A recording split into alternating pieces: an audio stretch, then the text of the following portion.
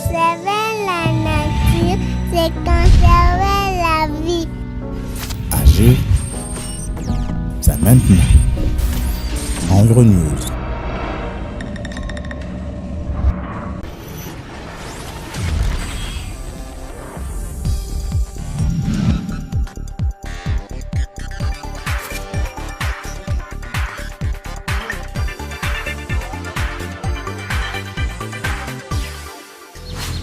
Les questions touchant de près ou de loin à l'environnement font quotidiennement la une des différentes presses. Elles nous apprennent un nouveau vocabulaire. Réchauffement climatique, biodiversité, écosystème, écologie, développement durable et tant d'autres concepts. Depuis les débuts du XXIe siècle, la protection de l'environnement est devenue un enjeu majeur, en même temps que s'imposait l'idée de sa dégradation à la fois globale et locale à cause des activités humaines polluantes.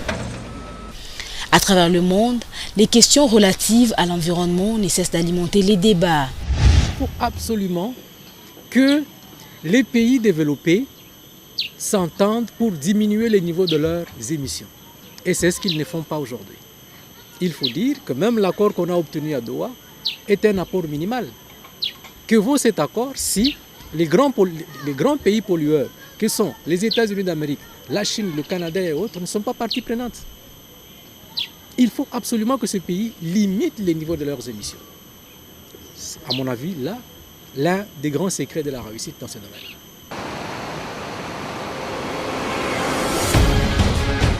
Bien que le XXIe siècle soit considéré comme celui de l'éclosion de recherche sur la protection environnementale, la relation entre l'homme et l'environnement remonte dès la création du monde. La préservation de l'environnement est l'un des 3 piliers du développement durable. C'est aussi le 7e des 8 objectifs du millénaire pour le développement, considéré par l'Organisation des Nations Unies comme crucial pour la réussite des autres objectifs énoncés dans la déclaration du sommet du millénaire.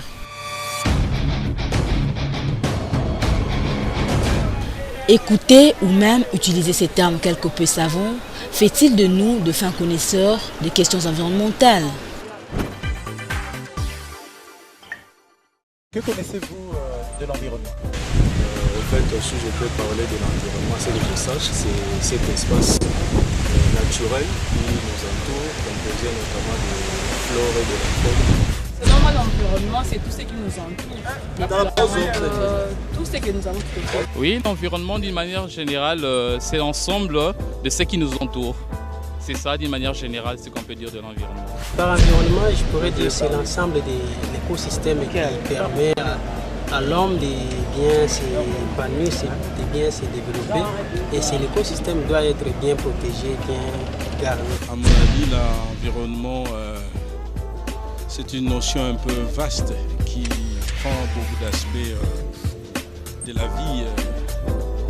Notamment, il y a l'environnement naturel, les plantes, les hommes, les animaux, tout ce qui vit, et même tout ce qui ne meurt pas. Pour moi, l'environnement, premièrement, c'est d'abord tout ce qui est extérieur à moi. C'est les milieux dans lesquels l'homme évolue, il peut respirer, les arbres, tout ce qui est extérieur à moi, c'est ça l'environnement.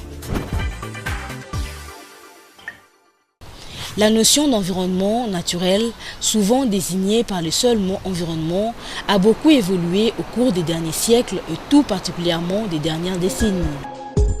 Selon Wikipédia, encyclopédie libre en ligne, l'environnement est compris comme l'ensemble des composants naturels de la planète Terre, comme l'air, l'eau, l'atmosphère, les roches, les végétaux, les animaux et l'ensemble des phénomènes et interactions qui s'y déploient, c'est-à-dire tout ce qui entoure l'homme et ses activités. L'homme, pour vivre, a besoin des ressources naturelles. Et les ressources, il doit les puiser dans la nature. L'homme exploite la nature. Et cette exploitation a des conséquences sur le milieu dans lequel vit l'homme.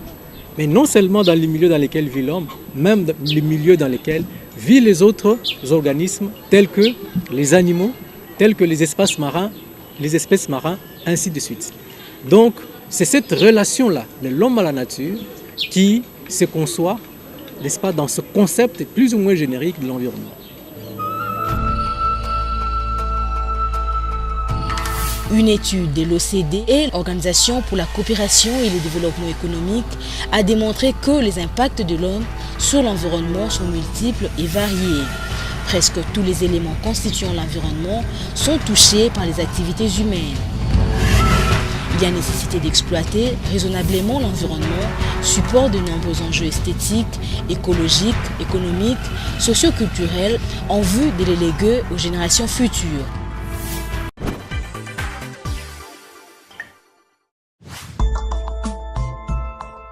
Parmi les questions qui se posent au niveau planétaire, quelle est la place de la République démocratique du Congo dans ces débats?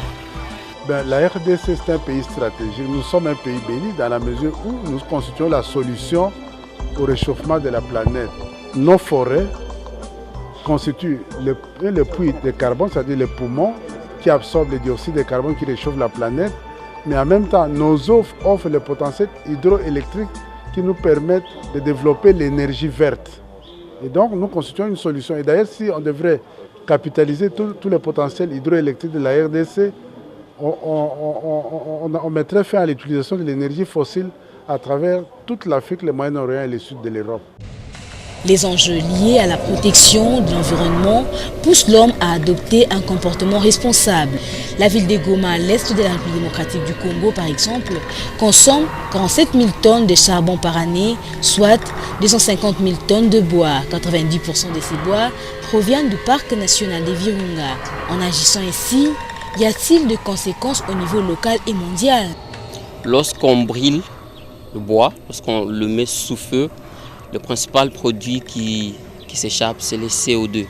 Couper, c'est une chose, ça dépend de ce qu'on en fait, ce qui n'est pas déjà bon. Mais brûler encore, c'est une autre chose parce qu'on libère ces gaz dans l'atmosphère. Et donc, il y a au-delà des quantités déjà qui sont suffisantes et qui provoquent des effets qu'on est en train de constater par-ci, par-là, le changement climatique, on ajoute des quantités supplémentaires. La diminution au niveau local de certaines ressources contribue à l'appauvrissement général de la planète. C'est pourquoi, même quand on agit local, il faut toujours penser global.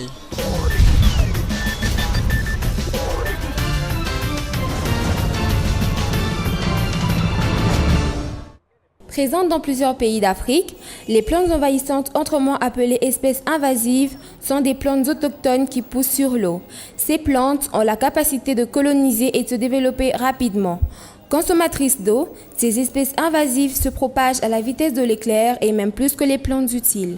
Certes pas utiles pour l'être humain, qui la prend pour envahisseuse. Lors de leur putréfaction, ces plantes servent de nourriture aux poissons et aux autres micro-organismes. Elles sont de plusieurs espèces, certaines comme la jassane d'eau appelée par les Quinois Congoyasica, servant aux ressources halieutiques, mais d'autres sont à la base de véritables catastrophes écologiques dans le monde. Congoyasica, c'est une plante aquatique mais qui est originaire du Brésil, introduite en RDC et cause de sérieux ravages. Et ça affecte même la biodiversité. La production des poissons baisse dans le cours d'eau. Le trafic fluvial est dérangé. Le tourisme est dérangé, pour ne citer que cet aspect. En République démocratique du Congo, le lac Tanganyika par exemple subit actuellement une invasion de ces plantes qui infectent l'eau et empêchent la pénétration des rayons solaires dont ont besoin les poissons pour se reproduire.